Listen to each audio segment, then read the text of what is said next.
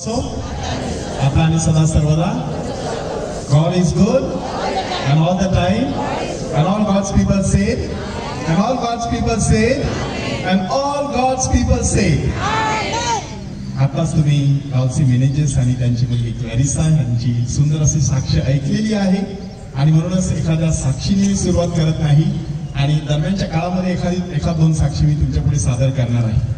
परंतु ह्या 3 दिवसामध्ये आपण 3 महत्वाच्या पैलूंवरती चिंतन मनन करत आहोत. त्याचा पहिला पैलू काल आपण चिंतनासाठी घेतलेला होता आणि तो पैलू म्हणजे आपल्या प्रभू येशू ख्रिस्ताची कृपा. आणि संत पॉलने कशासाठी हा क्रम बदललेला आहे की येशूचं नाव पहिलं आहे, देव पित्याचं नंतर आहे आणि शेवटी पवित्र आत्म्याचं आहे.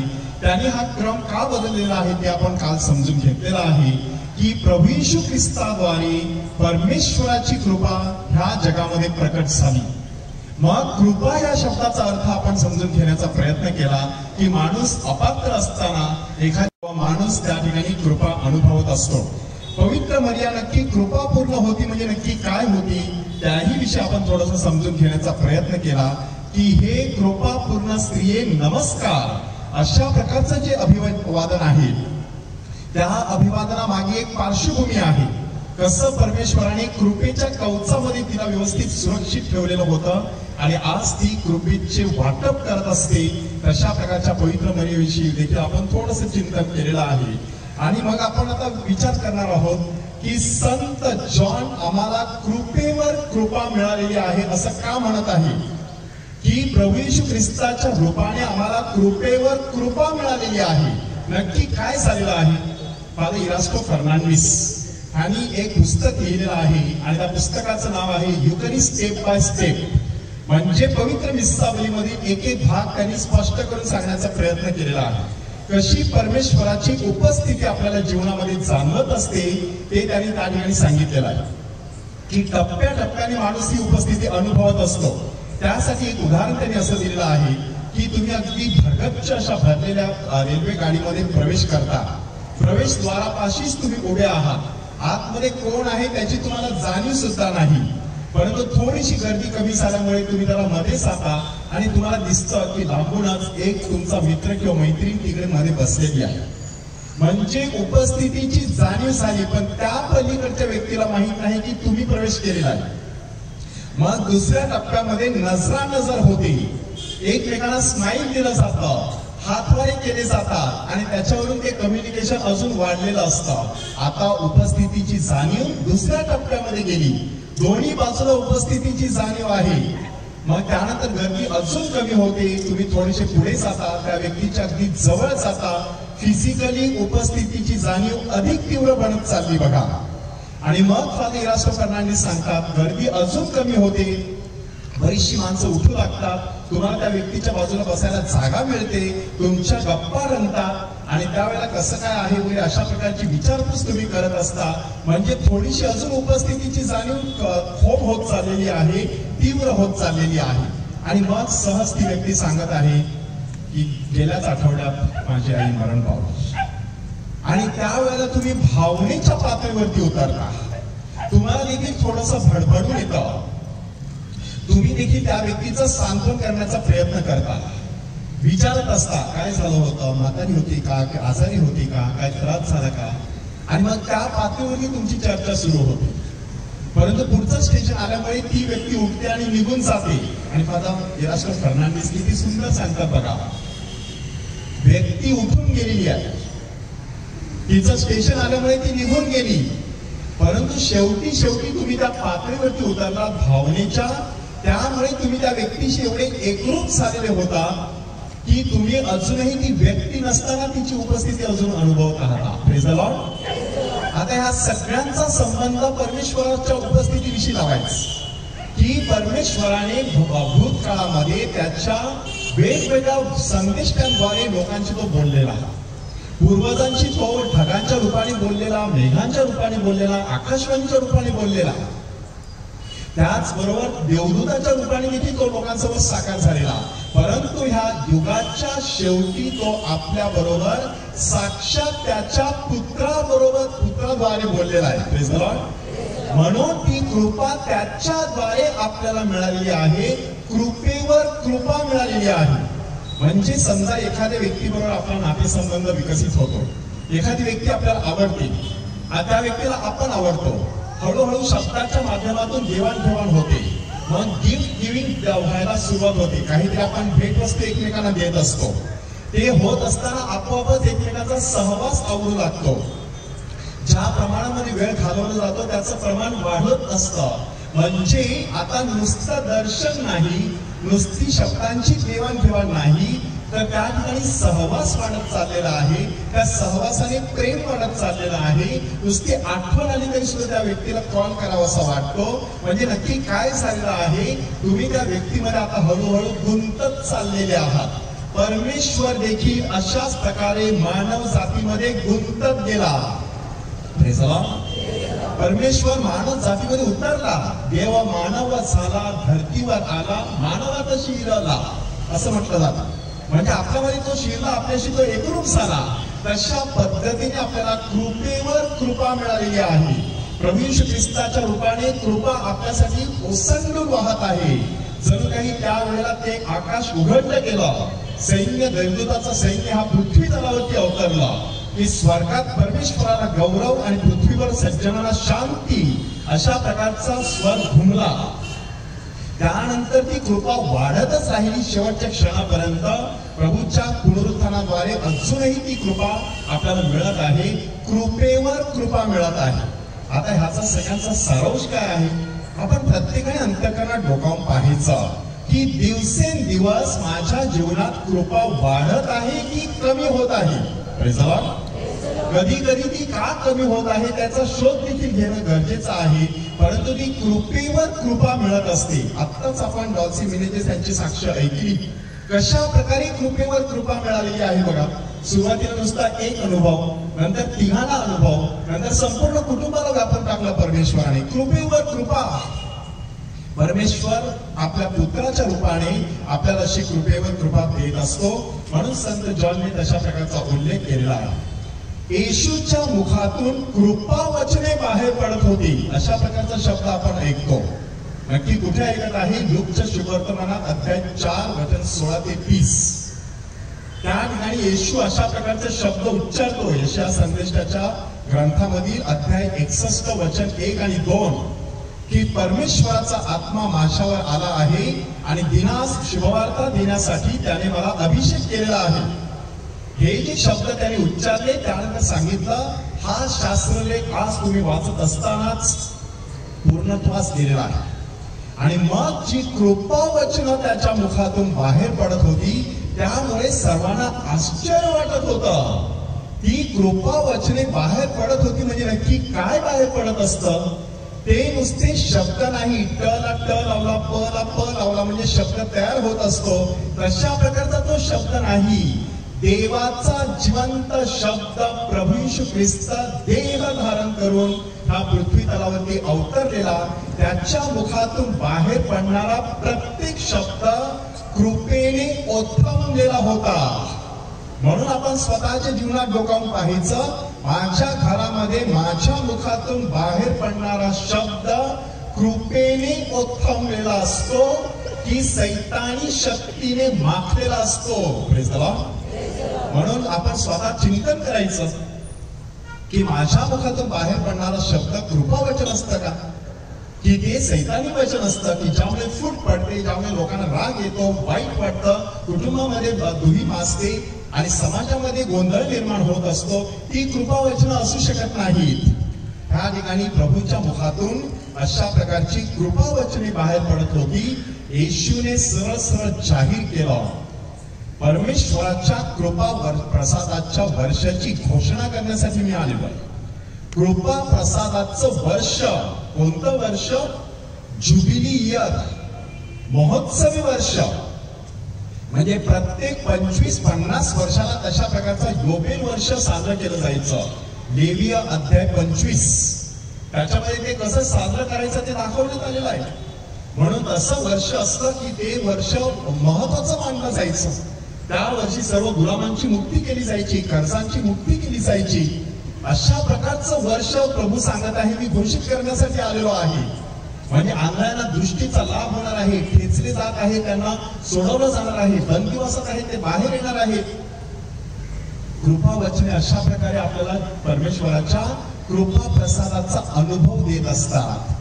आतमधून माणूस दिवसेंदिवस मोकळा बनत जातो. आज खरी परिस्थिती अशी आहे की माणूस मोकळा होत चालला नाही, माणूस अधिकाधिक प्रमाणामध्ये गुंतत चाललेला आहे. त्याचं फ्रीडम जे आहे, त्याचं स्वातंत्र्य आहे, तो माणूस दिवसेंदिवस गमावत चाललेला आहे.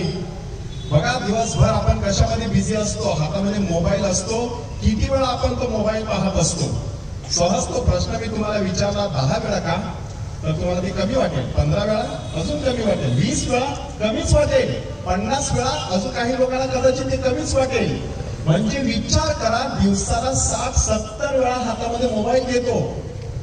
बायबल किती वेळा घेतो तपासून पाहिजे. दिवसातून बायबल किती वेळा घेतो मी आता, अख्ख्या दिवसातून किती वेळा, 1दा 2दा 3दा 5दा 10 वेळा 12 वेळा 15 वेळा. जसे नंबर वाढत असतात तसं आपल्याला जणू काही टेन्शन वाढत जातं, एवढ्या वेळा नाही. परंतु मोबाईलच्या बाबतीत तो नंबर वाढत गेला पाहिजे, तेव्हा वाटतं हो बरोबर आहे. म्हणजे बघा, कृपा वचन बाहेर पडावी असं आपल्याला वाटतं, परंतु आतमध्ये काय घालत आहोत आपण, जे तुम्ही आतमध्ये घालत आहात तेच बाहेर पडत असतं. शेवटी तुम्ही नॉनव्हेज खाल्यानंतर शरीर तसंच बनत असतं, व्हेजिटेरियन खाल्यानंतर शरीर तसंच बनत असतं. म्हणून कृपा वचन तुमच्या मुखातून बाहेर पडावी असं तुम्हाला वाटत असेल तर पहिल्या प्रथम ती आतमध्ये गेली पाहिजे परमेश्वराच्या शब्दाद्वारे. बायबलचं वाचन करायला सुरुवात करायची. स्तोत्रसंहिता पुस्तक आहे, 150 स्तोत्रे आहेत. सकाळ दुपार संध्याकाळ रात्री जेव्हा वेळ मिळेल तेव्हा थोडीशी फट काढायची, 1 मिनिटामध्ये 1 स्तोत्र वाचून होते. काही स्तोत्रे एवढी छोटी आहेत. प्रयत्न करून बघा, आपोआप तुमची प्रार्थना सुरू होते की नाही. मग तुमच्या मुखातून बाहेर पडणारे शब्द कृपावचन असणार आहे. देवाचा शब्द तोंडपाठ असणार आहे. कितीतरी वचन तुम्हाला तोंडपाठ येणार आहे. आणि हे फक्त दुसऱ्यांना दाखवण्यासाठी नाही, बाग तुमच्या अंतःकरणामध्ये लावल्यामुळे तुम्हाला पहिला सुगंध मिळत असतो, सौंदर्य मिळत असतं, फळं मिळत असतात, फुलं मिळत असतात. दुसऱ्यांना नुसतं येत जात असताना दिसत असतं, पण त्याचा उपयोग तुम्हाला आहे. दिवा लावलेला आहे, प्रकाश पहिला तुम्हाला मिळत असतो.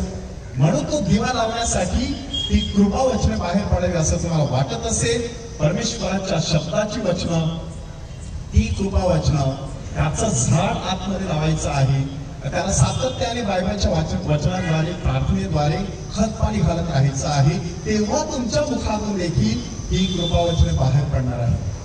येशूने ते वचन वाचलं आणि काय सांगितलं, आज हा शास्त्रलेख पूर्ण झालेला आहे. विचार करा, एवढ्या आत्मविश्वासाने कोण बोलू शकतो, त्याने कितीतरी वेळेला त्याची पारायण केली असती. तेव्हा पारायण म्हटल्यानंतर सातत्याने त्याचं परत परत वाचन केलं असेल, तेव्हाच तो माणूस सांगू शकतो की हे आता पूर्णत्वास गेलेला आहे. कृपा वचन त्याच्या मुखातून बाहेर पडत होती. आपले तारण कृपेने झालेले आहे असं संत पौल सांगत आहे. असं का संत पौल सांगत आहे? आपण आपल्या प्रभू येशू ख्रिस्ताची कृपा ह्यावरती चिंतन म्हणून करत आहोत. आणि संत पौलला माहित होतं मशीहा येणार आहे आणि तो येईल त्या वेळेला ह्या जगामध्ये परमेश्वराचं राज्य अवतरणार आहे. कुठे सांगण्यात आलेलं होतं? जुन्या करारामध्ये. आणि संत पौल म्हणजे अगोदरचा शौल हा तर एक परुषी होता. त्याला जुना करार जणू काही त्याने कोळून प्यायलेला होता. त्याला सगळं काही व्यवस्थित समजत होतं, परंतु त्याची समजूत कशी होती, जर मशीहा आला तर तो नियमशास्त्राचं पालन करेल, मशीहा आला तर संदेशाप्रमाणे तो वर्तन करेल, अशा प्रकारे त्याचा विचार होता, त्याची कल्पना होती. प्रत्यक्ष मशीहा आल्यानंतर ज्या पद्धतीने तो वागला ते शौलाला समजलं नाही. त्याच मशीहाचा जो डिकन होता संत स्टीफन, त्याला त्यांनी देवनिंदा करत आहे अशा प्रकारचा आरोप त्याच्यावरती लावला आणि दगडमार करून त्याला ठार करण्यात आलं.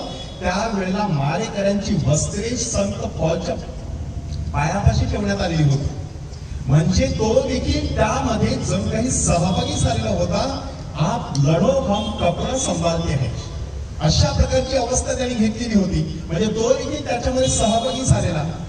प्रभू येशू ख्रिस्ताद्वारे आपल्याला तारण मिळू शकते ह्याची त्याला खात्री नव्हती. म्हणून नंतर तो निघालेला होता शिष्याला तुरुंगामध्ये टाकण्यासाठी.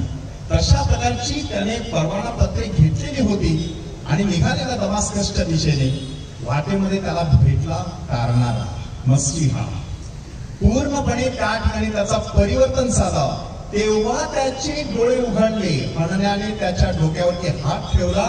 त्याच्या डोळ्यांतून खपल्यासारखं काहीतरी पडलं आणि त्याला दृष्टी आली असं सांगण्यात आलेलं आहे. Praise the lord. This is not simply sight but it is an insight. एक नवीन इनसाइट मिळालेला आहे.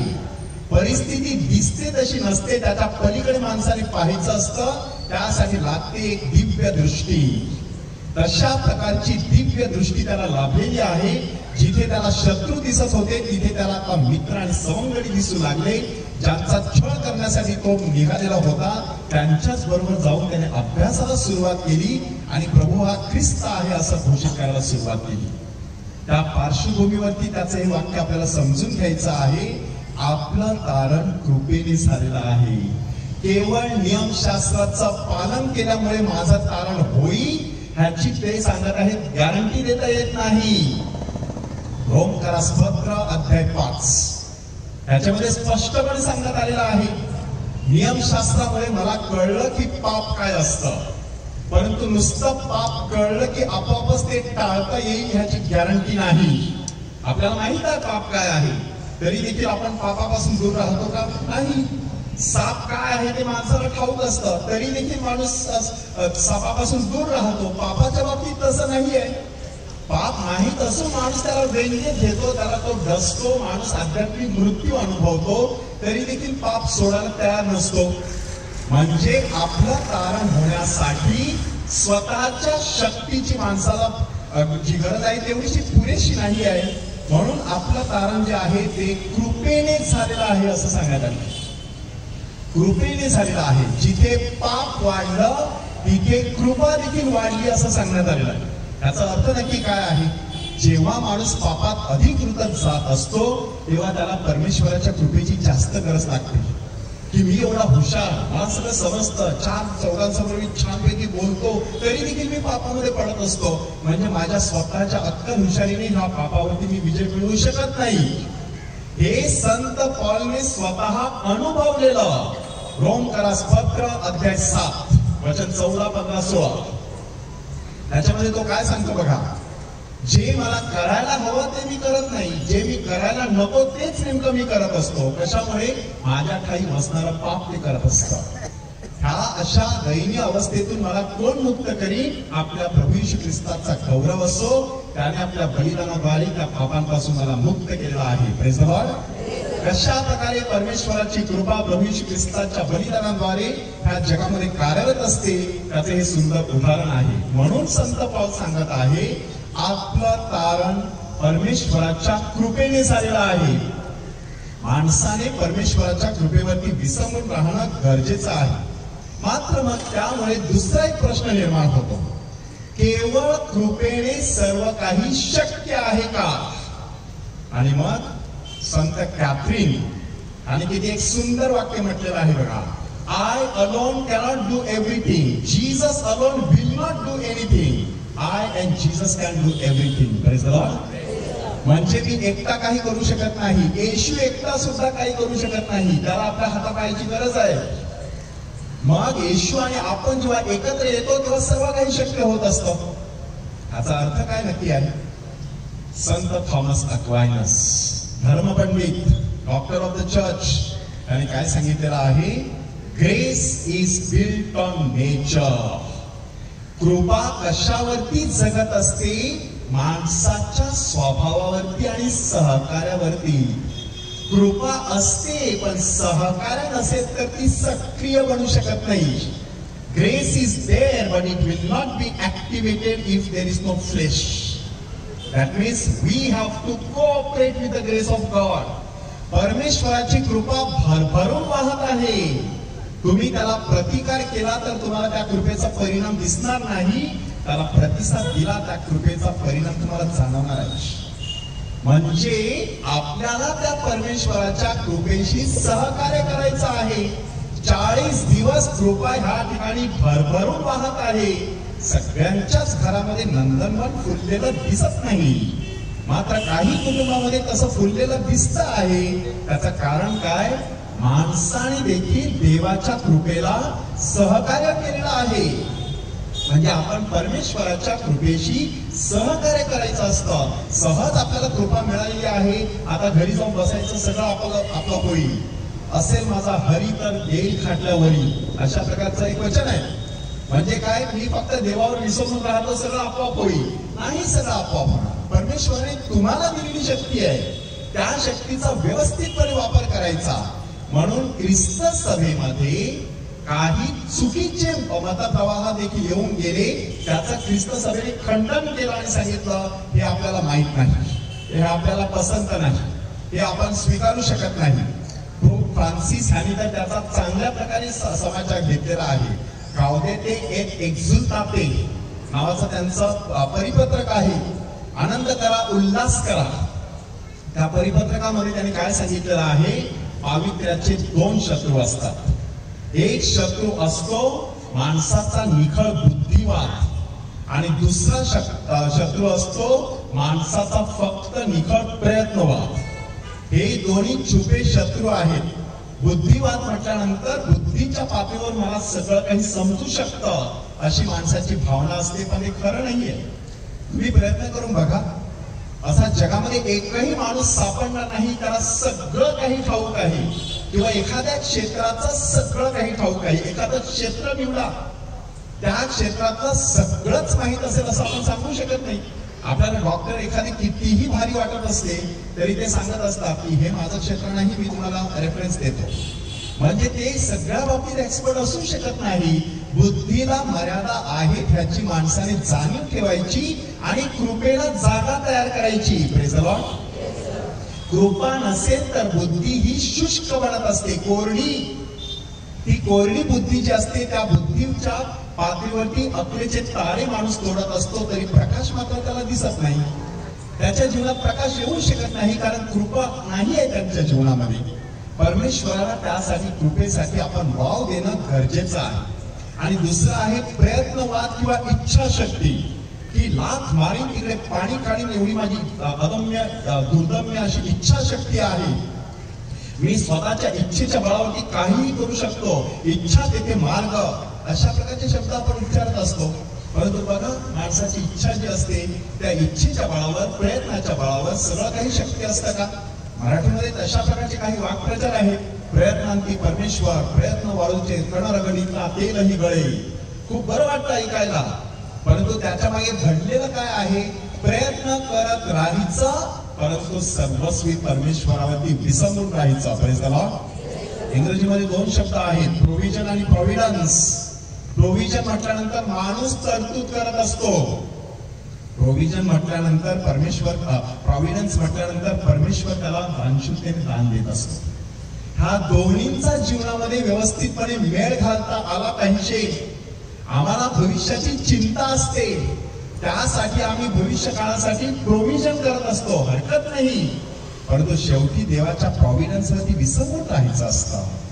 जी काही पुंजी मिळवलेली असते आयुष्यात, एक हार्ट अटॅक येतो आणि सगळी पुंजी निघून जाते. माणूस पुन्हा एकदा शून्याकडे येऊ शकतो. अशा वेळेला कोण पुरवणार आहे? परमेश्वर आपल्याला पुरवू शकतो. मात्र त्याचा अर्थ असा नाही घडी घालून बसायचा आणि वाट बघायची परमेश्वर कसं पुरवेल.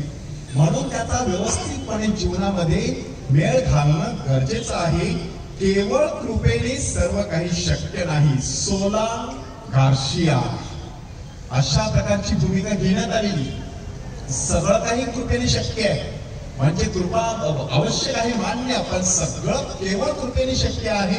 ख्रिस्त सभा सांगत आहे, साक्षात प्रभू येशू ख्रिस्त देखील स्वतः मानव झाला, आपल्यामध्ये राहिला, हाडा मांसाचा, पाप सोडून सगळ्या बाबतीत तो आपल्यासारखा झाला आणि त्याद्वारे आपल्याला त्याने तारण केलेलं आहे. सहज त्याने मंत्र दिला असता, जगाचा तारण होवो, जसा प्रकाश होवो म्हटलेलं होतं तसं जगाचं तारण होवो एवढं म्हटलं असतं तर तारण झालं असतं. तरी देखील त्याने मानवी देह धारण करून आपल्यामध्ये राहिलेला आहे. कोणता संदेश दिला आहे? देवाच्या कृपेला माणसाचा योग्य तो प्रतिसाद असणं गरजेचं आहे. येशूच्या काळामध्ये ही कृपा मग कशा प्रकारे कार्यरत होती? भरभरून आपल्याला दिसून येत आहे. त्याच्या जन्माच्या वेळेला कसं घडलेलं आहे बघा. देवदूत साक्षात त्या ठिकाणी अवतरतात, मेंढपाळ त्या ठिकाणी येतात, राजे त्याच्या समोर लोटांगण घालतात, आकाश स्वर्गीय तेजाने निघून निघत असतं, नाहून निघालेलं असतं. म्हणजे ही सगळी कृपा स्वर्गामधून जणू काही पृथ्वी तलावरती ओसंडून व्हायला सुरुवात झाली. त्याच्या बाप्तिस्म्याच्या वेळेला देखील त्या ठिकाणी आकाशवाणी झाली, हा माझा परमप्रिय पुत्र आहे, ह्याच्याविषयी मी संतुष्ट आहे.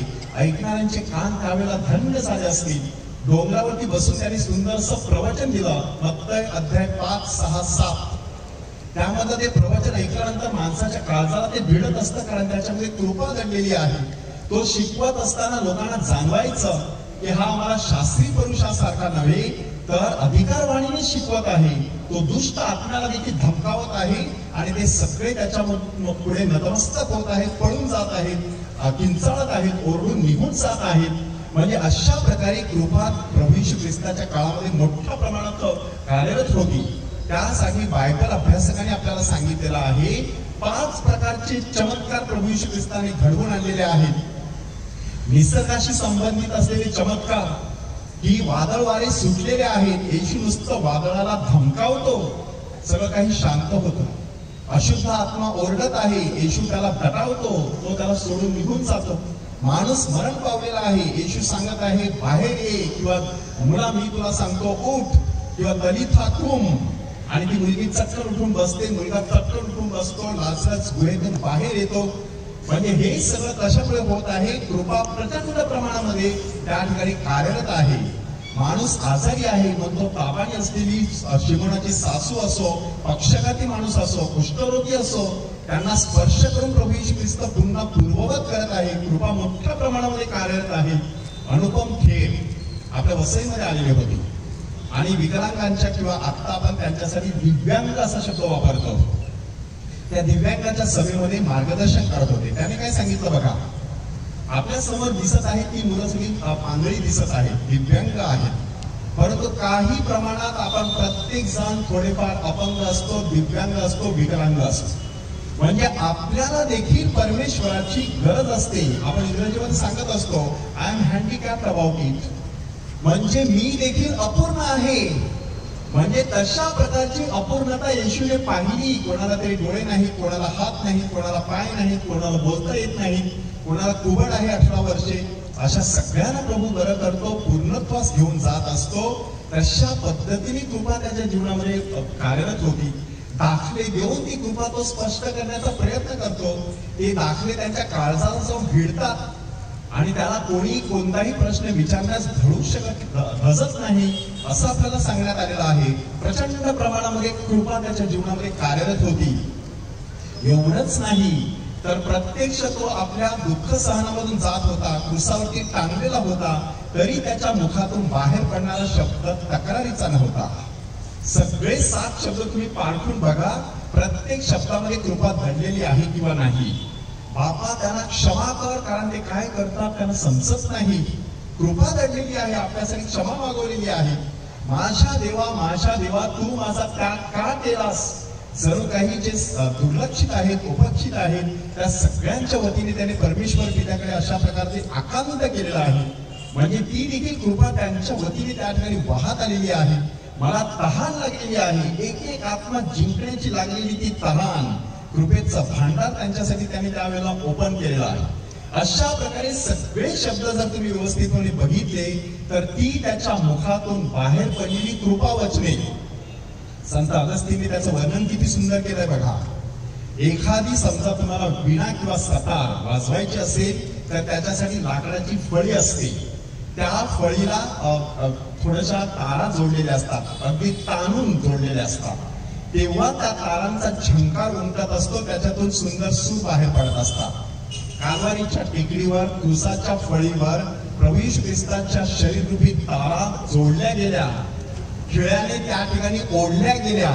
तेव्हा त्या शरीरातून 7 सुरांचं सुंदर असं म्युझिक बाहेर पडलं ते 7 सूर कालवारीच्या आणि आसमंतामध्ये आजपर्यंत घुमत राहिलेले आहेत.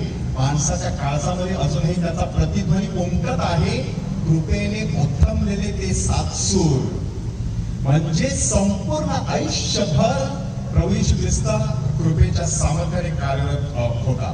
ख्रिस्त सभेमध्ये ही कृपा कशा पद्धतीने कार्यरत आहे त्याच्यावर देखील आपण थोडंफार चिंतन करणं गरजेचं आहे की आज आपण सर्वजण ख्रिस्त सभेचे सभासद आहोत आणि आपल्याला ही ख्रिस्त सभेच्या मध्ये असलेली कृपा देण्यात आलेली आहे.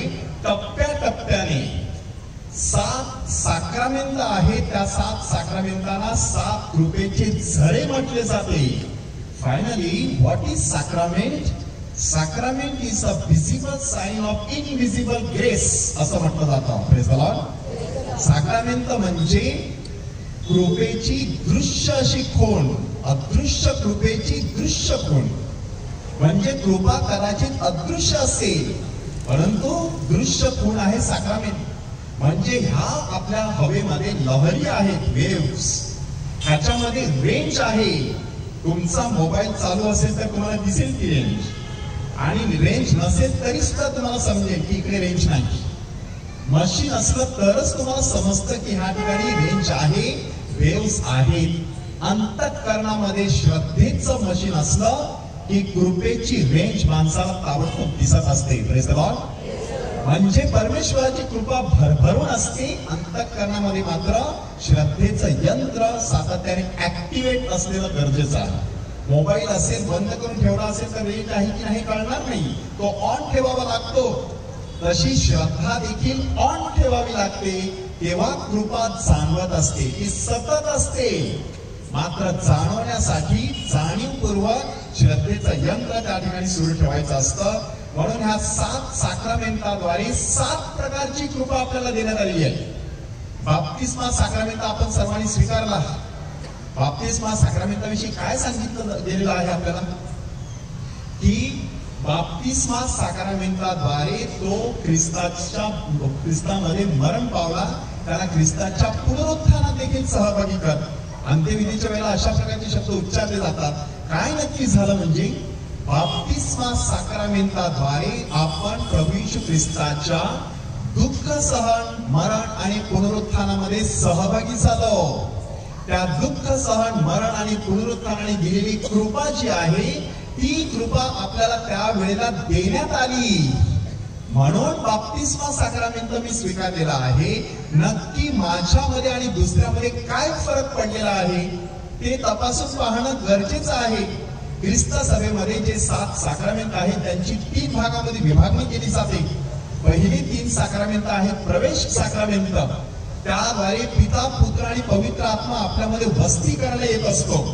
बाप्तिस्मा साक्रामेंटाद्वारे पिता आपल्या सर्वांना त्याचं लेकरू म्हणून स्वीकारत असतो.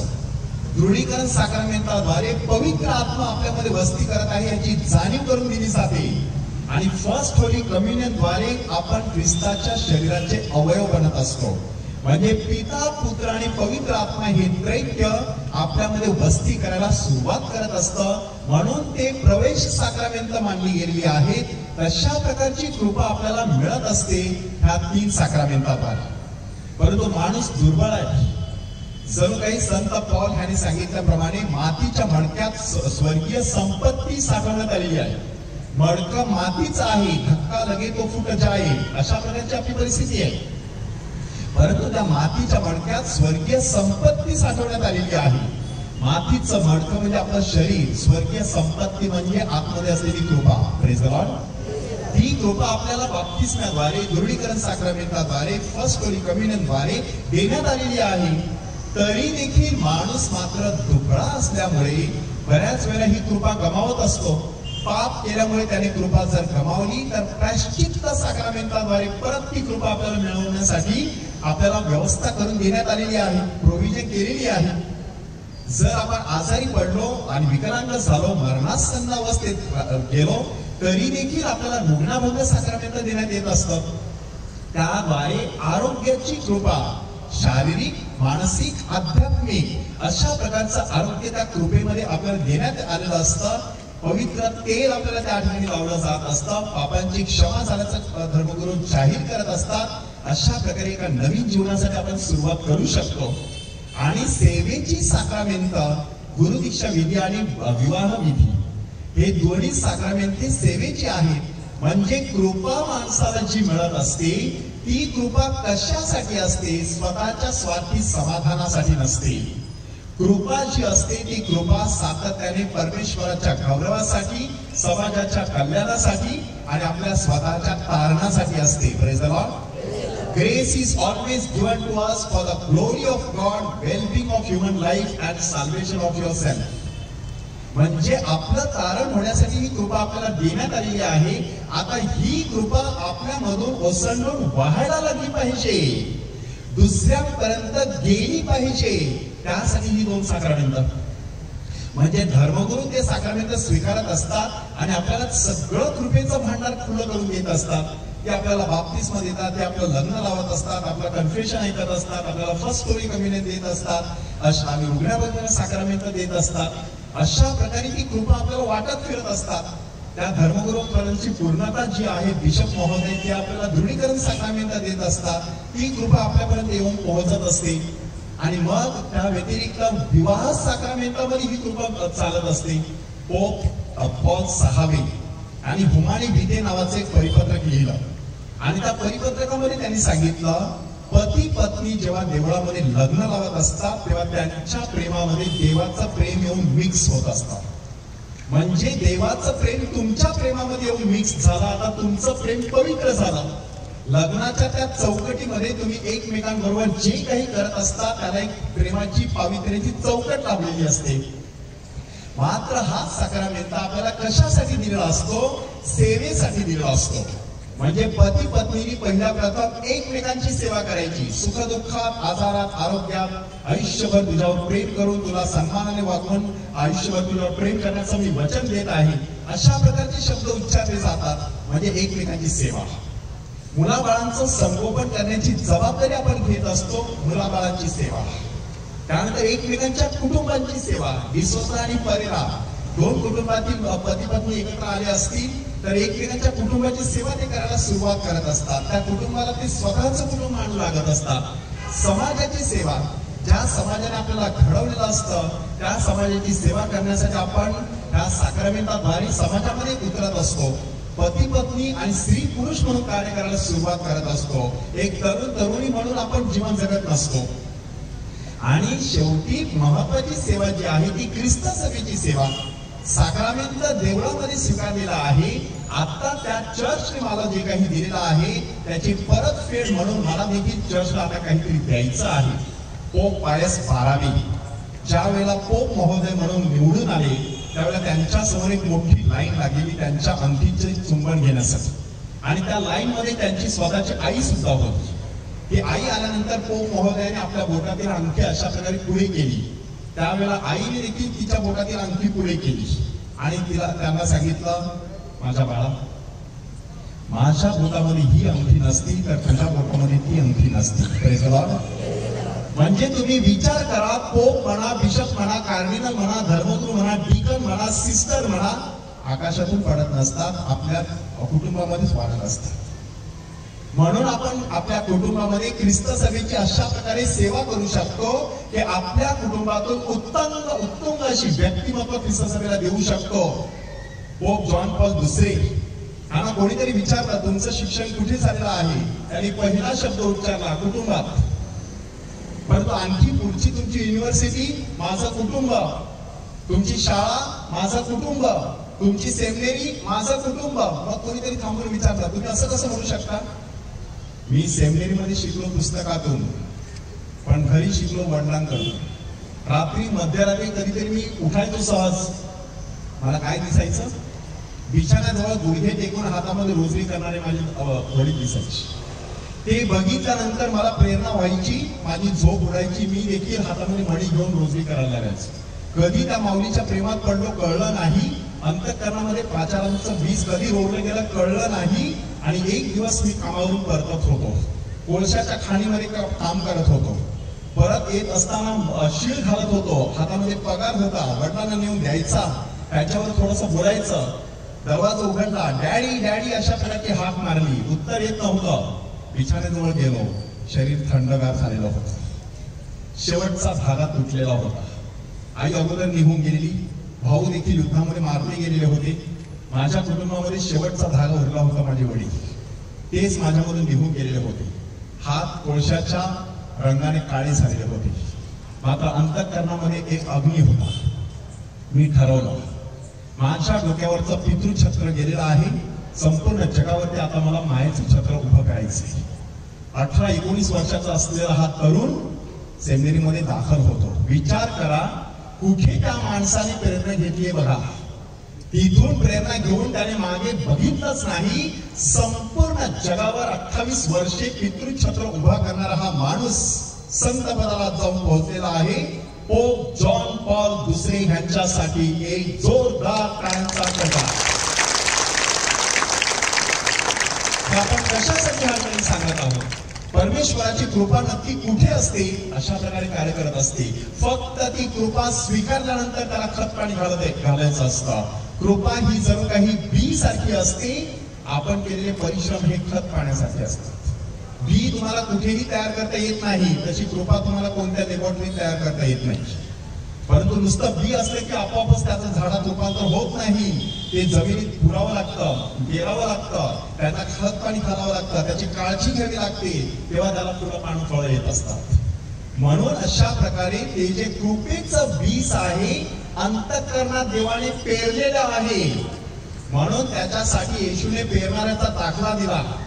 हे देवाचं वचन पेरणारा पेरणी करत निघाला. खडकाळ वाटेवर, नंतर रस्त्यामध्ये पडलेलं होतं, काटेरी सुटपात पडलेलं होतं, सुपीक जमिनीत पडलेलं होतं. तुमच्या हृदयाची जमीन जशी असेल तशी परमेश्वराच्या कृपेची वाढ होत राहणार आहे. Praise the Lord. म्हणून परमेश्वराची कृपा जी आहे, येशू ख्रिस्ताद्वारे आपल्याला मिळालेली आहे, ती कृपा आपल्या जीवनामध्ये आपण अशा प्रकारे विकसित होण्यासाठी सहकार्य करणं गरजेचं आहे. आपल्या जीवनात आपल्याला कृपेचा अनुभव घेण्यास कुठे आणि कशी संधी आहे? भरपूर संधी आहे. ह्या क्षणाला कृपेचा अनुभव आपण घेत आहोत. पवित्र विस्सावली, रोजरीची प्रार्थना, बायबल वाचन, रिट्रीट्स, मिशन्स, अशा प्रकारचे आध्यात्मिक जे अनुभव असतात, त्याच्यामधून कृपेचा अनुभव घेण्यासाठी आपल्याला भरपूर संधी उपलब्ध असते. जणू काही त्या ठिकाणी झरा वाहत असतो, जाऊन ते झऱ्याचं पाणी पिण्यासाठी 4 पावलं चालायचं असतं. तसा निर्धार माणूस करत असतो, तेव्हा तो परमेश्वराच्या कृपेने तृप्त होत राहतो. म्हणून कृपेसाठी कुठे कुठे संधी आहे, माणसाने त्याच्याकडे लक्ष द्यायचं आणि त्या झऱ्याकडे धावत जायचं. आणि हा भागामध्ये एक शेवटचा प्रश्न आहे, कृपेच्या अवस्थेत राहण्यासाठी नक्की काय करायचं? 2 प्रकारच्या अवस्था आपण जीवनामध्ये अनुभवू शकतो. The state of sin and state of grace. म्हणजे पापाची अवस्था आणि कृपेची अवस्था. आपलं काय नक्की होत असतं? तळ्यात आणि मळ्यात चालू असतं. कृपेच्या अवस्थेतून पापाच्या अवस्थेत, पापाच्या अवस्थेतून कृपेच्या अवस्थेत. म्हणजे एखादा पक्षी एका झाडावरून दुसऱ्या झाडाकडे अशा प्रकारे फिरत राहतो, तो तिकडेच राहतो. तो आभाळामध्ये जाऊ शकत नाही, 4 ठिकाणी फिरू शकत नाही, 2च झाडावरती अशा प्रकारे राहत आहे. म्हणजे त्याने कुठेतरी 100% डिसिजन घेणं गरजेचं आहे. मला कृपेच्या अवस्थेत राहायचं आहे, पापाच्या अवस्थेत शिरायचं नाही. त्यासाठी आपली पंचेंद्रिये, आपली विचारशक्ती, आपली स्मरणशक्ती, आपली कल्पना शक्ती आणि आपली इच्छाशक्ती, 5 प्रकारच्या शक्ती आहेत. त्याच्यावरती ताबा मिळवायचा. त्या शक्ती तुम्हाला पापामध्ये खेचून घेऊन जात असतात. म्हणून त्याला व्यवस्थितपणे वळण देत राहायचं. सत्सद विवेक बुद्धी नावाचा एक प्रकार परमेश्वराने आपल्या हृदयात घातलेला आहे. कॉन्शन्स, त्याचा अर्थ नक्की काय आहे? चांगलं आणि वाईट पारखण्याची शक्ती प्रत्येक व्यक्तीला परमेश्वराने दिलेली आहे. त्या सत्सद विवेक बुद्धीच्या प्रेरणेनुसार चालायचं. आतला आवाज, inner voice, that is a sanctuary in your soul असं म्हटलं जातं. सत्सद विवेक बुद्धी म्हणजे तुमच्या आत्म्याचा गाभारा असतो. साक्षात परमेश्वर त्या ठिकाणी तुमच्याशी बोलत असतो. जर परमेश्वर त्या ठिकाणी बोलत असेल तर त्यासाठी शांतपणे ऐकणं गरजेचं आहे. ऐकून पुरेसं नाही, त्यानुसार कृती करायला सुरुवात करायची. कृती करणं देखील पुरेसं नाही, त्यामध्ये शिस्त आणण्याचा प्रयत्न करायचा. सत्सद्विवेक बुद्धी, ख्रिस्त सभेने स्पष्टपणे सांगितलेलं आहे की आपली सत्सद्विवेक बुद्धीची जडणघडण करण्याची नैतिक जबाबदारी आपली आहे. It is a moral responsibility to form a conscience. Conscience म्हणजे काय की आपल्याला बरं वाईट समजावं म्हणून देवाने दिलेली शक्ती आहे, पण तिची जडणघडण करायची असते. म्हणून ती कॉन्शियन्स कधी कधी डेड कॉन्शियन्स असते. सत्सद्विवेक बुद्धी मेलेली असते, काय माणसाला वाटत नाही. दुसऱ्याचा मुडदा पाडला तरी माणसाला काहीच वाटत नाही, डेड कॉन्शियन्स. अशा वेळेला कृपा कशी मिळवायची? यहेजकेलच्या पुस्तकात अध्याय 37 मध्ये उत्तर दिलेलं आहे. मी तुमच्या मधून पाषाणमय हृदय काढीन आणि तुम्हाला मांसमय हृदय देईन. डेड कॉन्शियन्सचं वैशिष्ट्य काय आहे की ते डेड कॉन्शियन्स दगडासारखं झालेलं असतं, त्याला संवेदना नसते. म्हणून संवेदनेसाठी मांसमय हृदय पाहिजे. परमेश्वराला सांगायचं, माझं हे दगडासारखं हृदय काढ आणि ते मांसमय बनव. तुम्हाला पापांची जाणीव झाल्याशिवाय राहणार नाही. आज परिस्थिती कशी आहे, माणसाला पापाची जाणीव होईनाशी झालेली आहे, काहीच वाटत नाही. संत बर्नार्डने सावधानतेचा इशारा दिलेला आहे. संत बर्नार्ड आपल्याला सांगत आहे, तुमच्या हातावर मी जर जळता निखारा ठेवला आणि तुम्हाला काहीच वेदना झाल्या नाही तर प्रॉब्लेम त्या निखाऱ्यात नाही, प्रॉब्लेम तुमच्या हातात आहे. पाप केल्यानंतर काहीच वाटत नसेल तर प्रॉब्लेम पापात नाही, प्रॉब्लेम तुमच्या हृदयात आहे. सत्सद्विवेक बुद्धीला काही वाटत नाही, ती मेली आहे. म्हणून बिशप फुलटन सांगतात, in 3 stages it becomes dead. First it becomes dull, then it becomes numb, then finally it becomes dead. आपोआप ती मरत नाही एका रात्रीत. पापाची सवय लागते माणसाला, एवढी सवय लागते की पाप केल्यानंतर काहीच वाटत नाही. रविवारची मिसा एकदा चुकवली, 2दा चुकवली, 10 वेळा चुकवली, सवय लागली, काहीच वाटत नाही. कितीतरी वर्षे देवळामध्ये न आलेली मंडळी आहे ह्या जगात. म्हणजे तुम्ही विचार करा, सत्सद्विवेक बुद्धी मेलेली आहे, ती जागृत करणं गरजेचं आहे. दुसऱ्या प्रकारची सत्सद्विवेक बुद्धी आहे, टोचणी देणारी. थोडस जरी काहीतरी चूक झाली, पाप घडलं तरी माणसाला खूप वाईट वाटत असतं, ते देखील चुकीचं आहे. कुठे आहे परमेश्वराच्या क्षमेची जाणीव? तो तर आपल्यावरती बिनशर्त अनकंडिशनल प्रेम करत असतो, अनकंडिशनल लव. म्हणून छोटस पाप घडल्यामुळे घाबरून जाऊ नका. पापाची क्षमा करणारा परमेश्वर आहे, त्याच्यावरती विश्वास ठेवा. तुमच्या पापापेक्षा परमेश्वराचं प्रेम मोठं आहे. म्हणून त्या छोट्याशा पापाने जास्त टोचणी लावून घ्यायची नाही. मात्र त्याचा अर्थ असा नाही की दुर्लक्ष करायचं, सावधगिरीचा इशारा आहे तो. लक्ष देणं गरजेचं आहे, एकदम टोकाला सुद्धा नको. सकाळी काहीतरी घडलेलं असतं, संपूर्ण दिवस तुमचा मूड ऑफ झालेला असतो. काय असतं? सत्सद्विवेक बुद्धी टोचणी देणारी आहे. स्क्रुपलस कॉन्शियन्स. तिसरा प्रकार आहे कन्फ्युज कॉन्शियन्स. गोंधळलेला असतो माणूस, जे करतो ते बरोबर आहे का चुकीचं आहे का माणसाला कळतच नाही. अशा माणसाने आध्यात्मिक सल्लागाराकडे जायचं आणि विचारायचं, हे मी करतो ते बरोबर आहे का, माझं काही चुकतं आहे का, मला जरा मार्गदर्शन करा. गोंधळलेले शिष्य होते, त्यामुळे ते ऐन रणांगणातून पळून गेले. गोंधळलेल्या अवस्थेमध्ये असलेला माणूस ऐन रणांगणातून पळून जात असतो, कृपेच्या अवस्थेतून पापाच्या अवस्थेमध्ये जात असतो. किंवा जागृत सत्सद्विवेक बुद्धी, अवेकंड कॉन्शियन्स.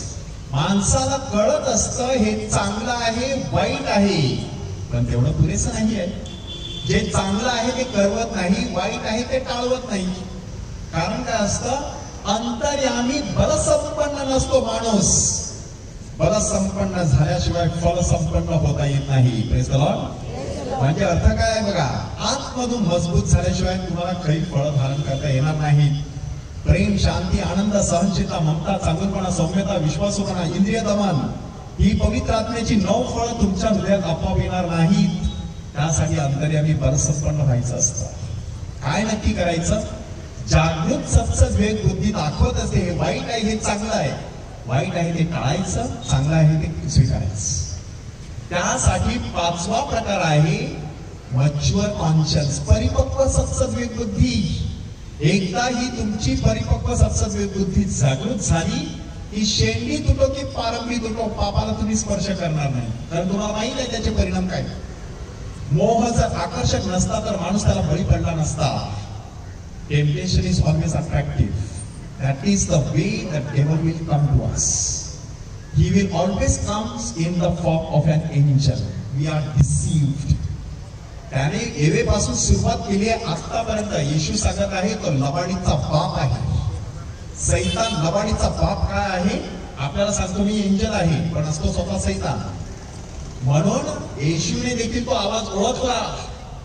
ज्या पेत्राने त्याला सांगितलं होतं तुम्ही ख्रिस्त जिवंत देवाचे पुत्र आहात, त्या पेत्रामध्ये येशू परमेश्वर त्याने ओळखला आणि सांगितलं मांस आणि रक्त ह्याने नव्हे तर माझ्या स्वर्गातील पित्याने हे तुला प्रकट केलेलं आहे. आणि मग जेव्हा त्यांनी सांगितलं प्रभूजी हे तुमच्या बाबतीत होऊ नये दुःख सहन वगैरे, तेव्हा येशूने त्याला सांगितलं अरे सैताना माझ्यापासून चालता हो. त्याच्यातला सैतानाचा आवाज देखील ओळखला. देवाचा आवाज कोणता आणि सैतानाचा आवाज कोणता हे ओळखायचं असेल तर त्यासाठी सत्सद्विवेक बुद्धी परिपक्व करावी लागते. Praise Lord. तर ती परिपक्व नसेल तर तुम्ही सहज भुलावली जाऊ शकता. म्हणून कृपेच्या अवस्थेत राहण्यासाठी आपल्याला सत्सद्विवेक बुद्धीची जडणघडण करणं गरजेचं आहे. आपण पहिल्या भागाचे एकूण 11 प्रश्न ह्या ठिकाणी हाताळलेले आहेत. आपण पाहिलेलं आहे की संत पौलच्या अभिवादनामध्ये तो क्रम का बदलतो. कृपा या शब्दाचा नक्की अर्थ काय. पवित्र मरिया कृपापूर्ण होती म्हणजे नक्की काय. संत जॉन आपल्याला कृपेवर कृपा मिळालेली आहे असं म्हणतो म्हणजे त्याचा अर्थ काय. येशूच्या मुखातून कृपावचने बाहेर पडत होती म्हणजे नक्की काय. आपलं तारण कृपेने साधा आहे असं संत पौल का म्हणतो. केवळ कृपेने सर्व काही शक्य आहे का. येशूच्या काळात कृपा कशी कार्यरत होती. ख्रिस्त सभेमध्ये कृपा कशी कार्यरत होती कार्यरत आहे.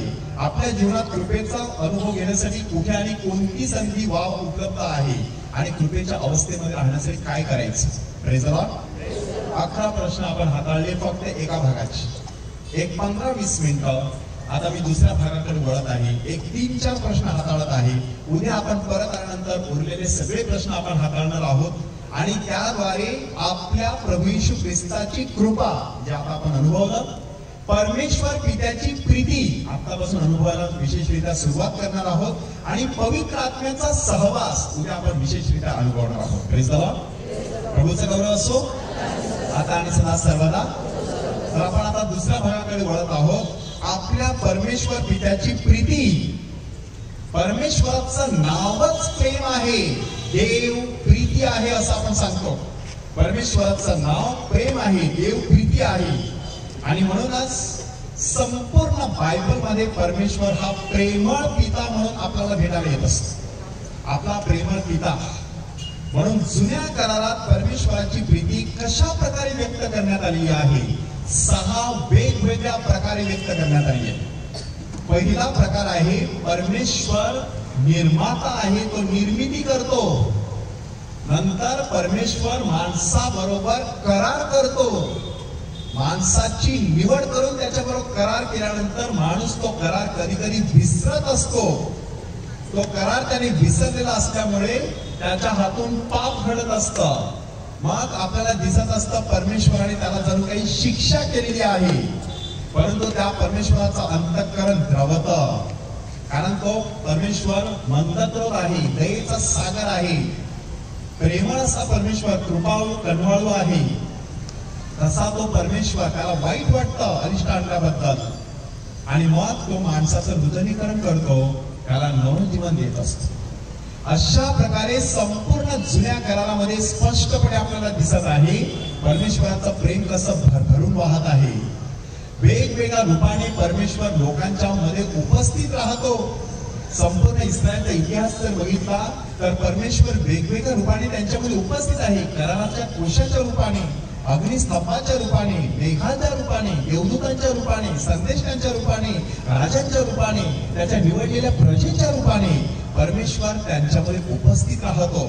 त्याच्या शब्दाच्या माध्यमातून, आत्म्यांच्या माध्यमातून मार्गदर्शन करत राहतो आणि आपल्या लोकांवरती तो प्रेम व्यक्त करत असतो. आपण सहज चिंतन करायचं, माझ्या जीवनामध्ये परमेश्वराचं प्रेम नक्की मला कुठे दिसत आहे. मी तुझं नाव माझ्या तळ हातावर कोरलेलं आहे असं परमेश्वर पिता आपल्याला सांगत असतो. म्हणजे परमेश्वराने आपल्याला केवढं मौल्यवान म्हणून देखलेलं आहे. देवाचं प्रेम, एव्हरलास्टिंग लव्ह. 4 प्रकारचं प्रेम आपल्याला जुन्या करारामध्ये दिसून येतं किंवा संपूर्ण बायबलमध्ये दिसून येत असतं. द 4 लव्स नावाचं एक पुस्तक आहे डॉक्टर C.S. लुईस यांचं. त्या पुस्तकामध्ये ते काय म्हणतात बघा, की माणूस जन्माला आल्यापासून मरेपर्यंत 4 प्रकारच्या प्रेमाचा अनुभव घेत असतो. पहिल्या प्रकारचं प्रेम असतं वात्सल्य, अफेक्शन. आईचं मुलावर, मुलाचं आईवर असलेलं हे जे प्रेम आहे ते अफेक्शन आहे. त्या अफेक्शनच्या माध्यमातून आपण प्रेम अनुभवत असतो. सर्वांनी ते प्रेम लहानपणापासून अनुभवलेलं आहे. परमेश्वर म्हणत आहे, कदाचित आई आपल्या मुलाला विसरेल पण मी तुम्हाला विसरणार नाही. एवढं प्रचंड प्रेम त्याने आपल्यावरती केलेलं आहे. त्यानंतर दुसऱ्या प्रकारचं प्रेम आहे मैत्री. छोटंसं बाळ मोठं झाल्यानंतर त्याला आई वडिलांचा विसर पडतो, सवंगडी मिळतात, मित्र परिवार त्याचा वाढायला लागतो. त्या मित्रामध्ये गुंतत राहतं, खेळत राहतं, शाळेत जात राहतं, हळूहळू मैत्रीचं रूपांतर होत असतं. ते प्रेम आहे. प्रभू येशू ख्रिस्ताने काय सांगितलं, मी तुम्हाला मित्र म्हटलेले आहे. म्हणजे परमेश्वर आपल्यावरती मित्रत्वाच्या नात्याने प्रेम करत आहे. की जसा एखादा चांगला मित्र असतो तसा परमेश्वर आपला मित्र आहे. तिसऱ्या प्रकारचं प्रेम आहे चॅरिटी किंवा परोपकार. परोपकारामध्ये नक्की काय घडत असतं, दुसऱ्या व्यक्तीची पात्रता नसली तरी देखील आपण त्याला मदत करत असतो. एखादा भिकारी असतो, त्याची आपल्याला दया येते, मग चाराने आपण टाकत असतो, पैसे टाकत असतो. म्हणजे हा आहे परोपकार. नेमकं तेच परमेश्वराने आपल्या बाबतीत केलेलं आहे की नाही बघा. आपण पापी होतो, जणू काही भिकारी, रस्त्याच्या कडेला लागलेलो, योग्य मार्गावरती नव्हतो. नीतिमान माणसासाठी कोणीही स्वतःचा प्राण देऊ शकतो, पण पापी माणसासाठी मरायचं. एखाद्या पापी माणसासाठी मरायचं असं तुम्हाला सांगितलं तर तुम्ही पुढे येणार नाही, पण एखाद्या नीतिमानासाठी तुम्ही धावत या. इथे तर साक्षात परमेश्वर प्रभू येशू ख्रिस्त पाप्यांसाठी मरण पावतो. तशा प्रकारे त्याने आपली चॅरिटी व्यक्त केलेली आहे. आणि चौथा प्रकार आहे इरॉस, म्हणजे वैवाहिक जीवनातील प्रेम. हे जे वैवाहिक जीवनातील प्रेम आहे ते प्रेम आपल्याला जुन्या करारात आणि नव्या करारात दोन्ही ठिकाणी दिसतं. होशियाचं पुस्तक नुसतं वाचून बघा.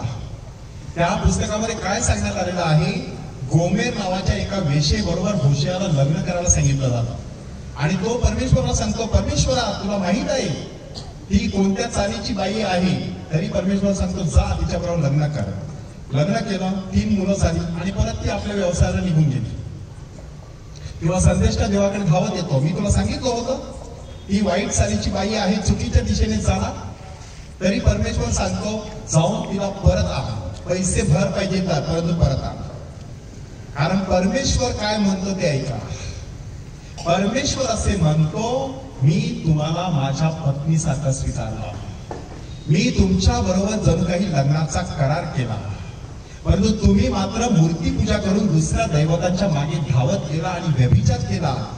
तरी देखील मी तुम्हाला परत आणण्यासाठी सगळं काही खंडणी दाखल देण्यासाठी तयार आहे. त्या ठिकाणी परमेश्वर हा वर आहे, इस्रायली जनता ही वधूर आहे.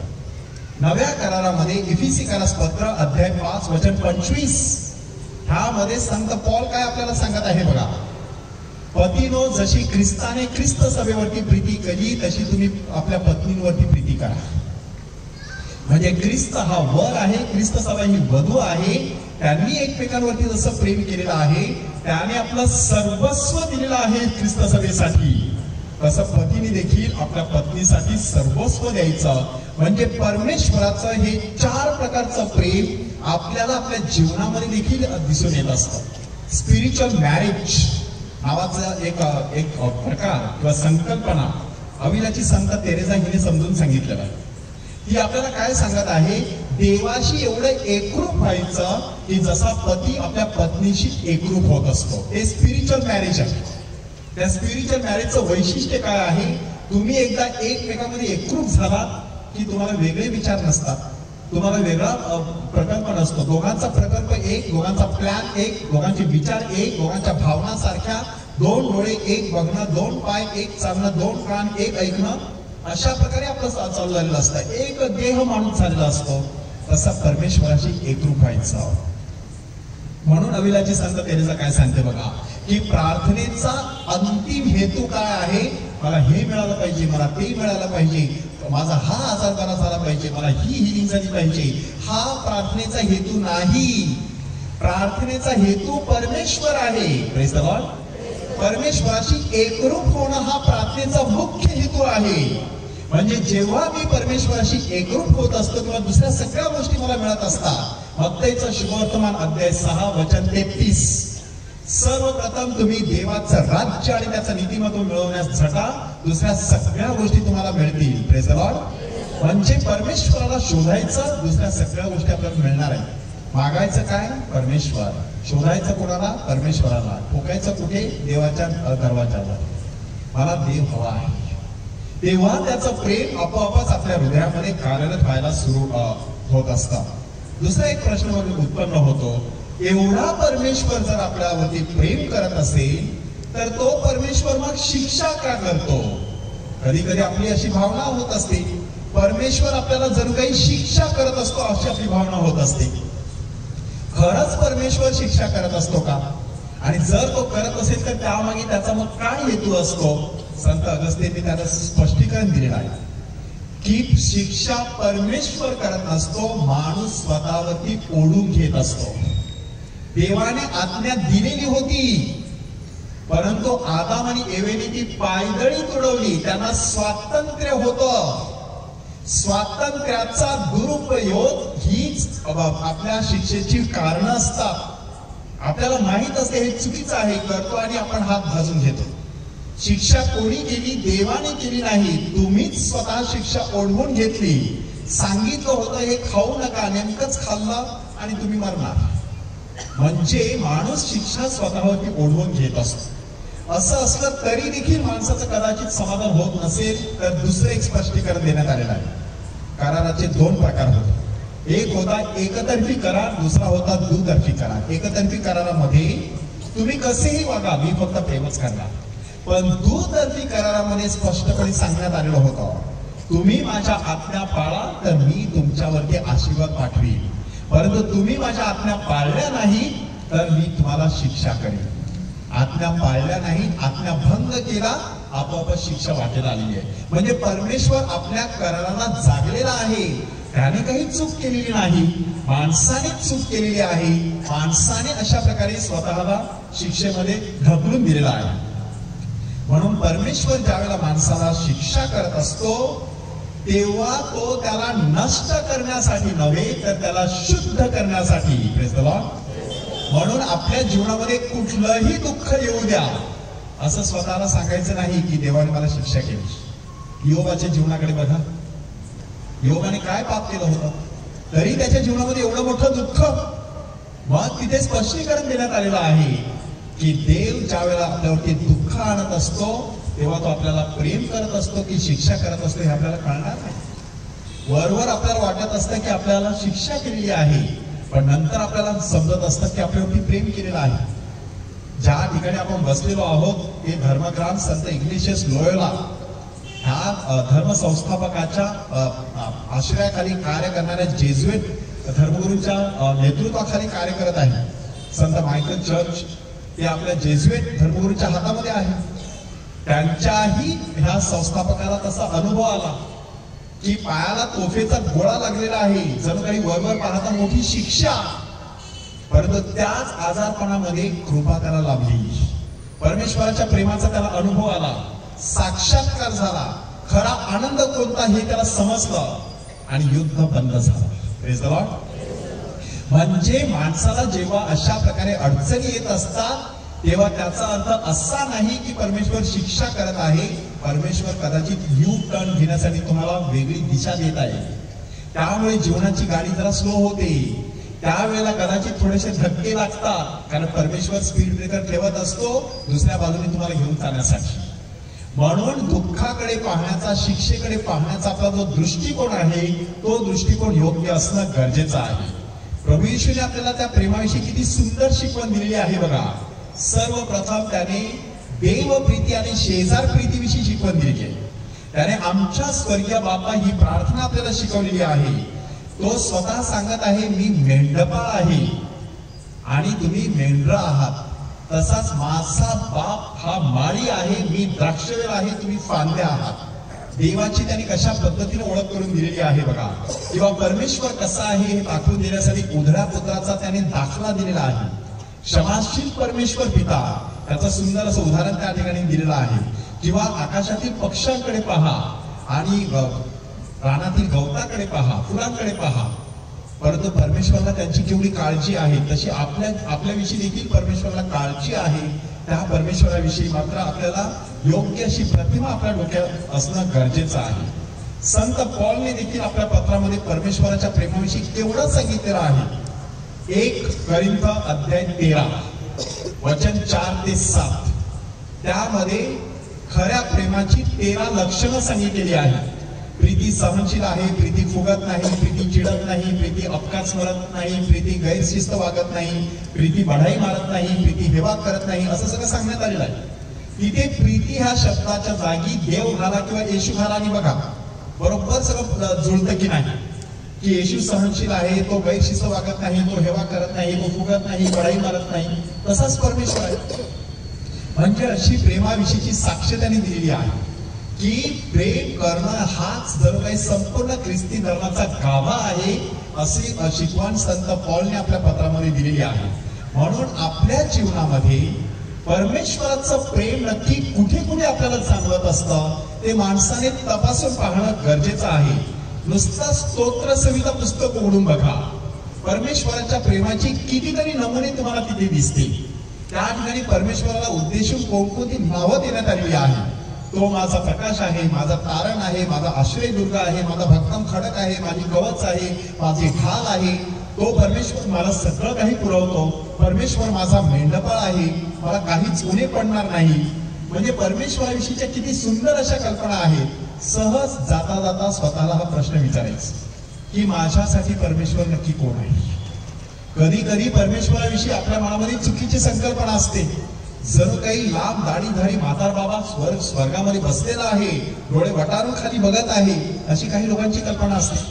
म्हणून परमेश्वराविषयी नुसती आपल्याला भीती वाटत असते. किंवा परमेश्वर म्हणजे जादूगार आहे, प्रॉब्लेम घेऊन या चटकन सुटून जाईल. किंवा परमेश्वर एखाद्या बनियासारखा आहे, व्यापारी 10 रुपये द्या तेवढा माल मिळेल, एवढी प्रार्थना करा एवढी कृपा मिळेल. किंवा तो एखादा न्यायाधीश आहे, हातामध्ये हातोडा घेऊन बसलेला आहे, मला शिक्षा करण्यासाठी टपलेला आहे. ह्या सगळ्या ज्या चुकीच्या संकल्पना आहेत त्याला ख्रिस्ती धर्मामध्ये कुठेही बैठक नाही आहे. त्या ठिकाणी एकच प्रतिमा आपल्या समोर सादर करण्यात आलेली आहे. परमेश्वर हा आपला प्रेमळ पिता आहे. तो जेवढ्या प्रमाणामध्ये आपल्यावरती प्रेम करत असतो त्याच्या कितीतरी पटीने तो आपल्याला क्षमा करण्यासाठी तयार असतो. आणि म्हणूनच संत जॉननी आपल्या शुभवर्तमानात अध्याय 3 वचन 16 मध्ये जे वचन सांगितलेलं आहे त्या वचनाने मी आजच्या ह्या प्रवचनाचा समारोप करू इच्छितो. देवाने जगावर एवढी प्रीती केली की त्याने आपला एकुलता एक पुत्र दिला, अशासाठी जो कोणी त्याच्यावर विश्वास ठेवतो त्याचा नाश होऊ नये तर त्याला सार्वकालिक जीवन प्राप्त व्हावे. प्रभूचा गौरव असो आता आणि सदा सर्वदा. Praise the Lord. God is good and all the time, and all God's people say, and all God's people say, and all